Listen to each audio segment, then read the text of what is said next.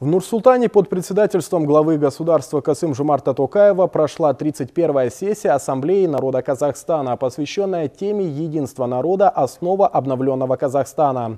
В работе сессии в формате онлайн и офлайн принимали участие более 700 человек. В своей речи глава государства акцентрировал внимание на то, что в новых реалиях Ассамблеи по-прежнему будет служить прочной институционной опорой нашей политики мира и согласия. Курс политических реформ Касым-Жомарта Токаева поддерживают и жители нашего региона.